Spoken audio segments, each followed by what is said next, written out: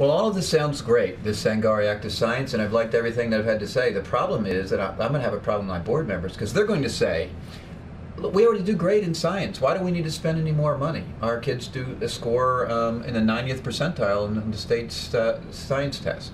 First of all, there's every reason to be confident you'll not only hold those scores, but increase those scores.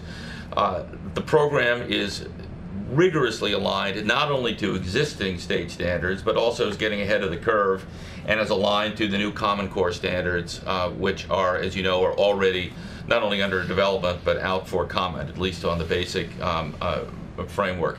The comprehensive, aligned nature of the program gives me a high level of confidence that you're not going to be taking much of a chance at all with respect to your current scores. And by the way, congratulations on those. But secondly, here's the question I think you really need to ask yourself. Is that good enough?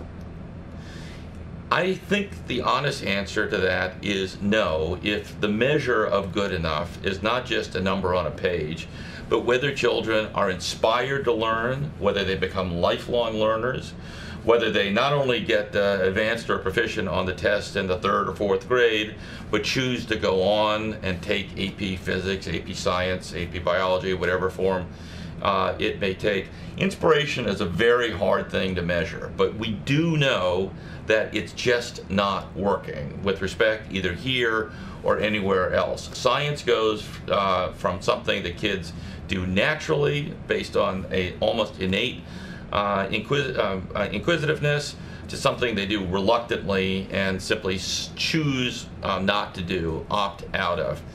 I believe that a program that is really interested, that is a school district that's really interested in not just being good enough, but being great, has to choose a program that allows kids to demonstrate that they have acquired the necessary skills and knowledge, but also encourages them to become truly lifelong learners, devoted to science, devoted to the scientific arts. And I'll add one other thing. It's very hard for current tests to measure things like technical writing skills, to measure things like how you take a data set and convert it into a hypothesis and then test that hypothesis. It's very hard, in other words, to do the higher order scientific skills to measure those. Happily, the assessment community is moving in that direction. The PISA is doing that internationally. The NAEP is now moving in that direction, and certainly the Common Core standards that are under development by the National Governors Association and others are moving in that direction. We are absolutely ahead of the curve on that.